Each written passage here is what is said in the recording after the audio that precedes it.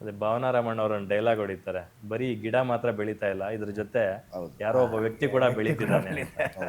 ಒಳ್ಳೆ dialogue actually. Super dialogue ಅದು.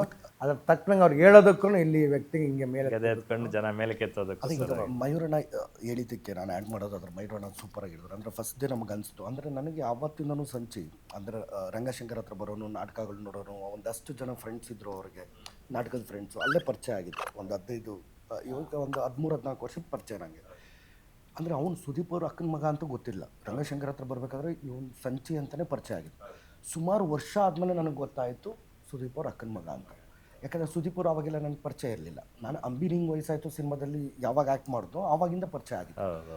ಆಮೇಲೆ ಗೊತ್ತಾಗಿದ್ದು ಅಂಬಿನಿಂಗ್ ವಯಸ್ಸಾಯಿತು ಟೈಮಲ್ಲಿ ಇವನು ಸಂಚಿ ಬಂದ್ಬಿಟ್ಟು ಅಸಿಸ್ಟೆಂಟ್ ಡೈರೆಕ್ಟ್ರು.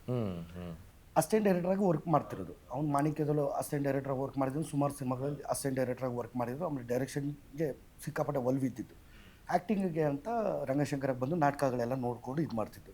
ಬಿಕಾಸ್ ಯಾಕಂದರೆ ಕ್ಯಾಮ್ರಾಗೆ ನಾವು ಯಾರು ಅನ್ನೋದು ಗೊತ್ತಿಲ್ಲ. ಇವಾಗ ಕ್ಯಾಮ್ರಾ ಲೆನ್ಸಿಗೆ ಕರುಣೆ ಇಲ್ಲ, ದಯೆ ಇಲ್ಲ, ಕೋಪ ಇಲ್ಲ, ಯಾವುದೂ ಇಲ್ಲ ಕ್ಯಾಮ್ರಾಗೆ. ಕ್ಯಾಮ್ರಾ ಮುಂದೆ ನಾವೇನಿದ್ದೀವೋ ಅದು ಮಾತ್ರ ತೋರಿಸುತ್ತೆ ಕ್ಯಾಮ್ರಾ. ಹಾಗಾಗಿ ಇವ್ರ ಹತ್ರ ಎಷ್ಟೇ ದುಡ್ಡು ಇರ್ಬೋದು, ಕೋಟ್ಯಾಧಿ ರೂಪಾಯಿ ಅವ್ರ ಮಾವ ಹತ್ರ ಇರ್ಬೋದು, ಏನೇ ಬ್ಯಾಕ್ಗ್ರೌಂಡ್ ಇರ್ಬೋದು, ಎಂಥದೇ ಇರಲಿ, ಒಬ್ಬ ಕಲಾವಿದ ಕ್ಯಾಮ್ರಾ ಮುಂದೆ ಆ್ಯಕ್ಟ್ ಮಾಡಬೇಕಾದ್ರೆ ಅದಕ್ಕೆ ತರಬೇತಿ ತೊಗೊಂಡು ಒಂದಷ್ಟು ಎಲ್ಲನೂ ತಿಳ್ಕೊಂಡು ಅವ್ನು ಡೈರೆಕ್ಷನ್ ಟೀಮ್ ಬಗ್ಗೆ ಕೇಳಿ, ಡೈರೆಕ್ಟ್ ಇದ್ರ ಬಗ್ಗೆ ಕ್ಯಾಮ್ರಾ ಬಗ್ಗೆ ಎಲ್ಲವೂ ಗೊತ್ತು ಅವ್ನಿಗೆ. ಅಂದರೆ ಡೈರೆಕ್ಟ್ರ್ ಆಗೋದಕ್ಕೆ ಏನೇನು ಬೇಕೋ ಎಲ್ಲವೂ ಗೊತ್ತು. ಅದು ನಾನು ಏನು ಕೇಳಕ್ಕೆ ಇದು ಮಾಡಿದೆ ಅಂದರೆ, ಒಬ್ಬ ಡಾಕ್ಟ್ರ್ ಆಗಬೇಕು ಅಂತಂದ್ರೆ ಒಂದು ಥಿಯರಿ ಒಂದಷ್ಟು ವರ್ಷ ಓದ್ಕೊಂಡು ಒಂದಷ್ಟು ವರ್ಷ ಪ್ರಾಕ್ಟಿಕಲಾಗಿ ಎಲ್ಲನೂ ತಿಳ್ಕೊಂಡು ಆದಮೇಲೆ ಡಾಕ್ಟ್ರ್ ಆಗೋದು.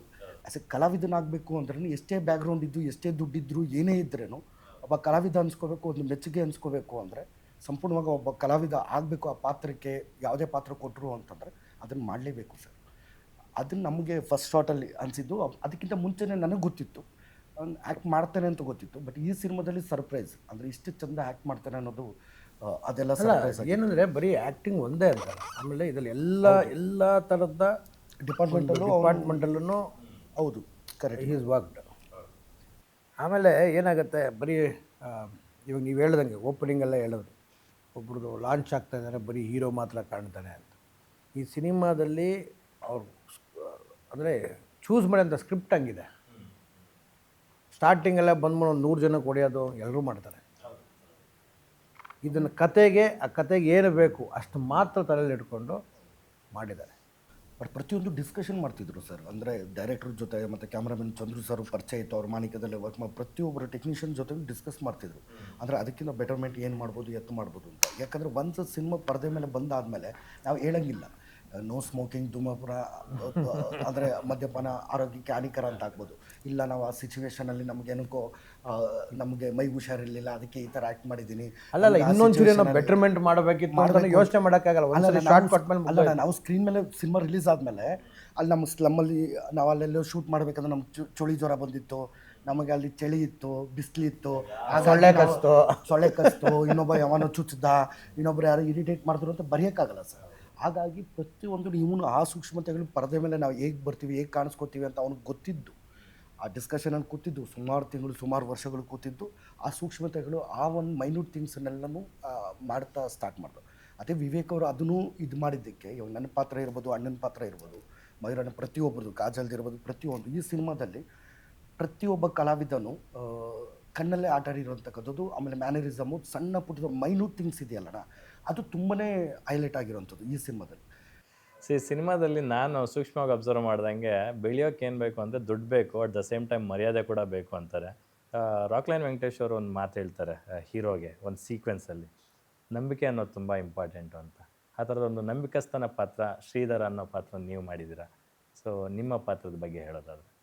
ಇಲ್ಲ, ನನಗೆ ಅಂದರೆ ಟೋಟಲಿ ಇಷ್ಟು ವರ್ಷ ಏನು ಸಿನಿಮಾಗಳು ಮಾಡ್ಕೊಂಬಂದಿದ್ದು ಅಂಡರ್ ಪ್ಲೇ ಮಾಡಿದ್ದೀನಿ. ಅಂದರೆ ಅಷ್ಟಾಗಿ ಅಂದರೆ ಕೆಲವೊಂದು ಪಾತ್ರಗಳು ಇವು ದೂರದರ್ಶನದಲ್ಲಿ ಒಂದು ಸರ್ಟನ್ ಸ್ಟೇಜ್ ಗಂಟ ಅಂಡರ್ ಪ್ಲೇ ಮಾಡಿದ್ದೀನಿ. ಹೀರೋ ಸಿನಿಮಾದಲ್ಲಿ ಒಂದು ಕ್ಲೈಮ್ಯಾಕ್ಸ್ ಗಂಟ ಅಂಡರ್ ಪ್ಲೇನೇ, ಏನು ಎತ್ತ ಅನ್ನೋದು ಗೊತ್ತಾಗಲ್ಲ. ಇವೆಲ್ಲವೂ ಅಂದರೆ ಇದರಲ್ಲಿ ಏನಾಗೋಯ್ತು, ನನಗೆ ಫಸ್ಟೇ ಮೇಡಮ್ಮು ಪ್ರಿಯಾ ಮೇಡಮ್ ಏನು ಮಾಡಿದ್ರು, ನಂದು ಫಸ್ಟ್ ಪ್ರೊಡಕ್ಷನಲ್ಲಿ ಮಂಜು ಇರಲೇಬೇಕು ಅಂತ ಫಸ್ಟು ಡಿಸೈಡ್ ಆಗಿದ್ದು, ಆ್ಯಕ್ಟ್ ಮಾಡಲೇಬೇಕು ಅಂತ. ಬಟ್ ಸುದೀಪ್ ಅಣ್ಣ ಈ ಸಿನಿಮಾದಲ್ಲಿ ಅವರು ಮೋಸ್ಟ್ಲಿ ಕಾಸ್ಟಿಂಗ್ ಮಾಡ್ತಿರ್ಲಿಲ್ಲ ಅನ್ಸುತ್ತೆ. ಅಂದರೆ ಅವರು ಬಿಫೋರ್ ನೋಡಿದಂಥ ಮ್ಯಾಕ್ಸ್ ಇರ್ಬೋದು, ಅಂಬಿನಿಂಗ್ ವಯಸ್ಸಾಯ್ತು, ಈ ಥರದ್ದೆಲ್ಲ ಅವರು ಮೋಸ್ಟ್ಲಿ ಕಾಸ್ಟಿಂಗ್ ಮಾಡ್ತಿರ್ಲಿಲ್ಲ. ಅವರು ಹೇಳಿದ್ದಾರೆ ಬಾಯ್ಬಿಟ್ಟು, ಮೇಡಮ್ ಆಗಿದ್ದಕ್ಕೆ ನಿಮ್ಮ ಅಕ್ಕ ಆಗಿದ್ದಕ್ಕೆ ಇದರಲ್ಲಿ ಸಿನಿಮಾದಲ್ಲಿ ನೀನು ಆ್ಯಕ್ಟ್ ಮಾಡಿದ್ದೀಯ ಅಂತ. ಆ ರೀತಿನಲ್ಲಿ ಇರಬೇಕಾದ್ರೆ ವಿವೇಕನು ಆ ಪಾತ್ರನ ತುಂಬ ಚೆನ್ನಾಗಿ ಡಿಸೈನ್ ಮಾಡ್ಕೊಂಬಂದಿದ್ದ. ಬಟ್ ನನಗೆ ಖುಷಿ ಇದೆ. ಖುಷಿ ಜೊತೆಗೆ ನನ್ನ ಅನುಭವ ಅಂದರೆ ಯಾವುದೇ ಒಂದು ಸೀನಲ್ಲಿ ಡೈಲಾಗ್ ಇಲ್ದಿರ ಇಷ್ಟು ಪೇಷನ್ಸ್ ಆಗಿ ಮಾಡಿರೋಂಥ ಸಿನಿಮಾ ಅಂದರೆ ಇದೆ. ಯಾಕಂದ್ರೆ ಬರೀ ರಿಯಾಕ್ಷನ್ ಕೊಟ್ಕೊಂಡು ಎಲ್ಲರೂ ಡೈಲಾಗ್ ಹೇಳೋದಕ್ಕೆ ಈಗ ಹೆಂಗೆ ಅಂದರೆ ಬೇರೆಯವ್ರದ್ದು ಡೈಲಾಗ್ಸ್ ನಂದು ಪಾತ್ರ ಕೂಡ ಒಂದು ಸ್ವಲ್ಪ ಅಂಡರ್ ಕರೆಂಟ್ ಇರೋದ್ರಿಂದ ನಾನು ಮತ್ತು ಮಂಜಪ್ಪ ಜೊತೆಗಿದ್ರೆ ಏನಾರು ಮಾಡಬೇಕಲ್ಲ, ಅದಕ್ಕೆ ಒಬ್ಬೊಬ್ರು ನೋಡ್ಕೊಳ್ಳೋದು. ಆಮೇಲೆ ಎಲ್ಲವೂ ಆಮೇಲೆ ಅದರಲ್ಲಿ ಏನು ಚಾಲೆಂಜಿಂಗ್ ಆಗಿ ತೊಗೊಂಡೆ ಅಂದರೆ ನನ್ನ ಇವಾಗ ಮಂಜು ಅಂದರೆ ಒಂದು 200 ಚಿಲ್ಲರೆ ಸಿನಿಮಾ ಮಾಡಿದ್ದಾನೆ. ಈ ಸಿನಿಮಾದಲ್ಲಿ ಮಾಡಬೇಕು ಅಂದರೆ ಈ ಪಾತ್ರನೂ ಹಿಂಗೆಲ್ಲ ನಾನು ಜೀವಿಸ್ಬೇಕು ಅನ್ನೋದು ಒಂದಿತ್ತು ಸರ್. ಅದನ್ನು ತಲೆಯಲ್ಲಿ ಇಟ್ಕೊಂಡೆ ಏನು ಮಾಡಿದೆ, ಪ್ರತಿಯೊಂದು ಸೀನಲ್ಲೂ ಒಂದರಲ್ಲೂ ನನಗೇನು ಸಿಗುತ್ತೋ ಆ ಸ್ಪೇಸ್ನ ನಾನು ಯುಟಿಲೈಸ್ ಮಾಡ್ಕೊಳ್ಳೇಬೇಕು ಅನ್ನೋದು ತಲೆಯಲ್ಲಿತ್ತು. ಇವಾಗ ಅಣ್ಣ ಬರ್ತಾರೆ, ಇವಾಗ ಅದೇ ಸೀನಲ್ಲಿ ಅಣ್ಣ ಬಂದ್ಬಿಟ್ಟು ಅಣ್ಣ ನಾನು ಆ ಮೀಟಿಂಗಿಗೆ ಪೊಲಿಟಿಕಲಿ ಆ ಮೀಟಿಂಗ್ ಬರ್ಬೋದಾ ಅಂದವಾಗ ಸೈಲೆಂಟ್ ಆದಮೇಲೆ ಅಣ್ಣ ಲಾಸ್ಟಿಗೆ ಅವರು ಹೋಗಾದ್ಮೇಲೆ ತಿರುಗಿ ನೋಡಿದವಾಗ ನಾನು ತಲೆ ಬಗ್ಸ್ತೀನಿ, ಅಸಹಾಯಕತೆ. ಇವಾಗ ಅಣ್ಣ ಬಂದ್ಬಿಟ್ಟು ದುಡ್ಡು ಕೊಟ್ಬಿಟ್ಟು ಹೇಳ್ತಾರೆ, ಅದನ್ನು ನೋಡ್ತೀನಿ, ಅಬ್ಸರ್ವ್ ಮಾಡ್ತೀನಿ. ಅಬ್ಸರ್ವ್ ಮಾಡಾದ್ಮೇಲೆ ಈ ಪಚ್ಚನಿಗೆ ಹೇಳ್ತೀನಿ, ಯಾಕಂದರೆ ಪಚ್ಚನ ಚಿಕ್ಕ ಹುಡುಗನಿಂದನೂ ನೋಡ್ಕೊಂಡಿದ್ದೀರ. ಬಟ್ ಇವರು ಬಲಗೈ ಬಂಟನೇ ಇರ್ಬೋದು, ಬಟ್ ಪಚ್ಚನ ಚಿಕ್ಕ ಹುಡುಗನಿಂದನೂ ನೋಡ್ಕೊಂಬರ್ತೀನಿ. ಆ ಫ್ಯಾಮಿಲಿ ಟಚ್ಚೂ ಇದೆ, ಎಲ್ಲವೂ ನನಗೆ ಗೊತ್ತು. ಬಟ್ ಏನೂ ಮಾಡೋಕ್ಕಾಗ್ತಿಲ್ಲ.